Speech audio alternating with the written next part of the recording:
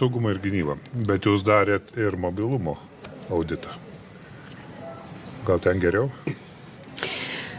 Taip, mano kolega Lenkas vadovavo auditui ir jo specialioji ataskaita buvo paskelbta šių metų vasarį ir tai buvo ES karinis mobilumas. Mes irgi ataskaita yra paskelbta, jeigu kam yra įdomu, ją galima susirasti Europos audito rūmų tinklapyje.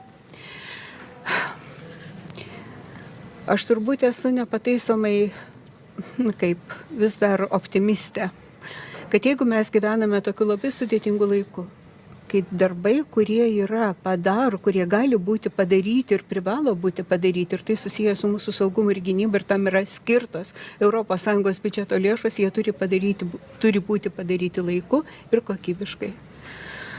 Deja, to audito rezultatai akivaizdžiai rodo, kad mes nesam pasiruošę. Nesam pasiruošę tai dienai X, jeigu jinai kad nutiktų.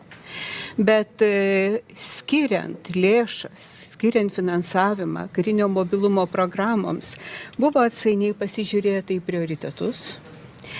Nebuvo atidžiai panagrinėta situacija ir dėl to situacija yra liūdna.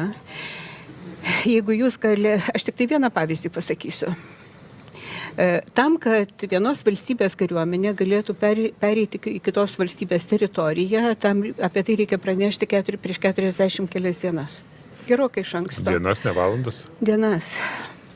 Ar manote, kad tai pakeista? Ne. Ir daug kitų dalykų. Aš manau, kad Lietuvos gyventojai daugiau negu aš gerokai mažiau būnu Lietuvoje dabar, bet aš pati matau projektus, kur aš žinau, kur yra karinio mobilumo projektai, kur yra tiltų tvarkymas, kur yra tam tikrų magistralių tvarkymas, kad tie projektai yra nevyksta todėl, kad pritrūko lėšų. Ir kalti tie, kurie programavo tuos dalykus, kurie juos planavo, ir pasirodė, kad tai, kas darbai, kurie turėjo vykti ten